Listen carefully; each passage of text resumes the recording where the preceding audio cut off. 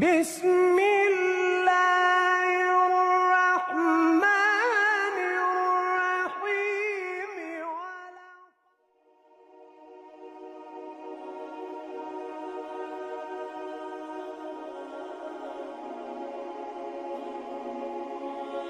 السلام علیکم ورحمۃ اللہ وبرکاتہ۔ وہ دل کبھی خالی نہیں رہتا جو اللہ کی رضا پر مطمئن ہوتا ہے۔ اے میرے پروردگار، ہمیں وہ علم عطا فرما جو دلوں کو روشن کرے، روح کو زندہ کرے اور اعمال کو اخلاص بخشے۔ ہمیں ایسی بصیرت دے جو حق کو پہچاننے اور اس پر ثابت قدم رہنے کی توفیق عطا کرے۔ معزز ناظرین کرام، پچھلی مجلس میں ہم نے شام کے ساتھ تعلقات کی موجودہ کیفیت پر گفتگو کی تھی۔ آج ہم تاریخ خلافت کے ایک نہایت نازک اور ایمان افروز باب کی طرف بڑھتے ہیں۔ مصر کے حالات خلافت علی رضی اللہ عنہ کے تیسرے سال میں۔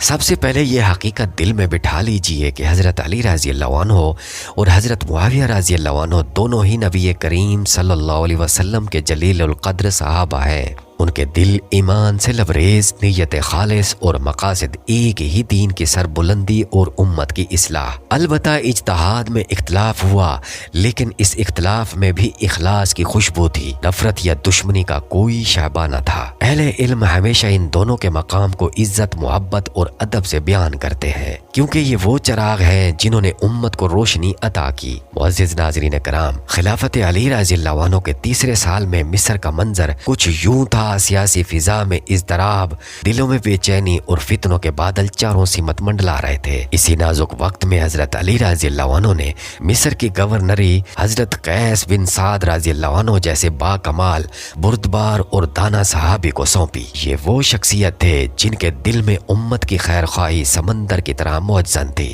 انہوں نے جب مصر کی سرزمین پر قدم رکھا تو وہاں عدل و انصاف کی خوشبو پھیلنے لگی، لوگوں کے چہروں پر اطمینان لوٹ آیا، اور قیس رضی اللہ عنہ نے رسول اللہ صلی اللہ علیہ وسلم کے اس فرمان کو عملی شکل دی، تم میں سب سے بہتر وہ ہے جو اپنی رعایا کے لیے بہتر ہوگا۔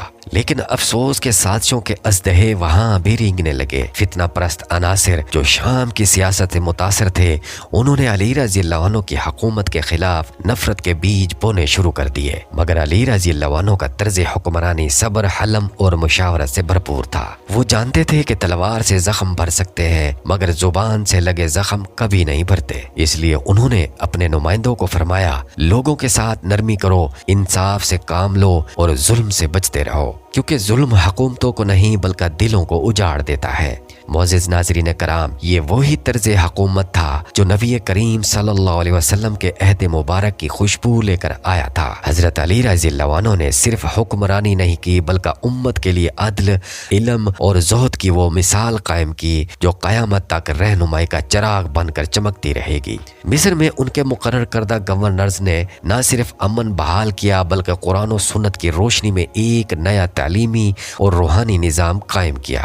مساجد عبادت کے ساتھ تعلیم کے مرکز بن گئیں اور بازاروں میں انصاف اور ایمانداری کی فضا قائم ہو گئی۔ وہ سال علی رضی اللہ عنہ کی خلافت کا درخشاں سال تھا، جہاں مقصد حکومت نہیں بلکہ امت کی اصلاح اور اللہ کی رضا تھی۔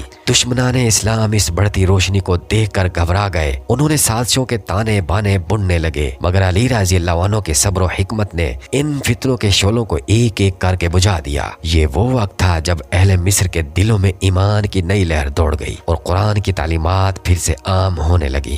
معزز ناظرین کرام، موجودہ ویڈیو میں ہم نے مصر کے اس ایمان افروز دور کی ایک جھلک آپ کے سامنے رکھی ہے۔ کاش ہم بھی ان ہستیوں کے طرز عدل، علم، حلم اور تقوی سے سبق حاصل کر سکے۔ اے اللہ، ہمیں بھی ان کے جیسا اخلاص عطا فرما جو بندوں کے دلوں میں محبت اور زبان پر انصاف جاری کر دے۔ آج کے مسلمانوں کے لیے ایک اہم پیغام ہے، اختلاف کو دشمنی میں نہ بدلو، کیونکہ ایمان کا سب سے خوبصورت پھول اتحاد کی مٹی میں ہی کھلتا ہے۔